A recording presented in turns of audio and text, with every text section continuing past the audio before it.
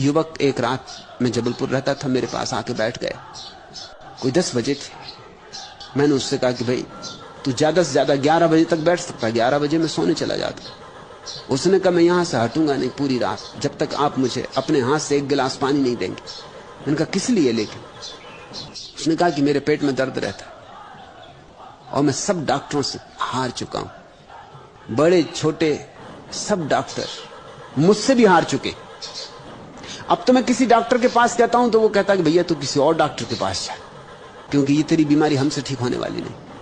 एक गांव में नए डॉक्टर आए हैं, आज 2 महीने से उनका इलाज कर रहा हूं। अब वो भी मुझसे थक गए। उन्होंने मुझे आपके पास भेजा है कि भैया तेरी बीमारी तो कोई पहुंचा हुआ फकीर ही ठीक कर सकता, तो मैं तो नहीं छोड़ूंगा, आपको एक गिलास पानी देना पड़ेगा।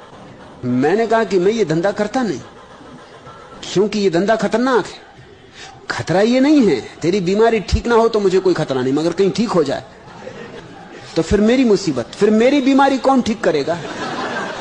तू ठेका लेता है, फिर और जितने बीमार हैं गांव में वो यहां आने लगे तो मैं एक झंझट में पड़ूंगा। इसलिए मैं पानी तुझे देने वाला नहीं। 11 बज गए, वो भी अपनी जिद पे, मैं भी अपनी जिद पे। 12 बज गए, जिनके घर में मेहमान था उन गृहिणी ने आके कहा कि अब इसको दो भी एक गिलास पानी। आखिर कब तक ही चलेगा? क्या रात भर जगना है?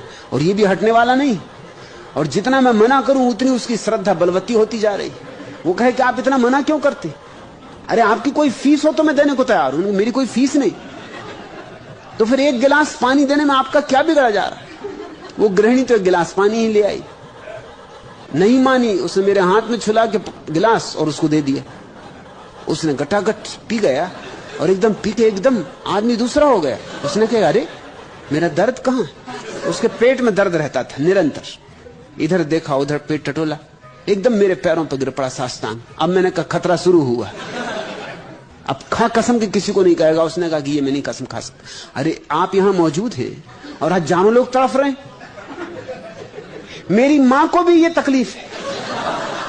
उसने जल्दी से एक बोतल निकाली अपने झोले में से कि इस बोतल में पानी भर दे, मैं आपको नहीं सताऊंगा, मैं ही बांट दूंगा। मैंने कहा ये बात जस्ती, तू ही बांट देना, यहां किसी को मत भेजना। उसकी बोतल भर दी मैंने। वो हर 7 दिन आके बोतल भरवाने लगा। कई लोग उसकी बोतल के पानी से ठीक हुए। लोग भी खूब हैं, लोग भी गजब के हैं। इसी तरह के लोग तो साधु महात्माओं के पास इकट्ठे हो जाते। इनकी बीमारी झूठी, इनके लिए झूठे इलाज चाहिए, झूठे उपचार चाहिए। अब अगर तुम इसलिए यहां आ गए हो तो मेरी बातें तुम्हें लगेंगी मैं कहां की बातें कर रहा हूं। सुनोगे ही नहीं। सुन भी लोगे तो समझोगे नहीं, समझ भी लोगे तो कभी करोगे नहीं।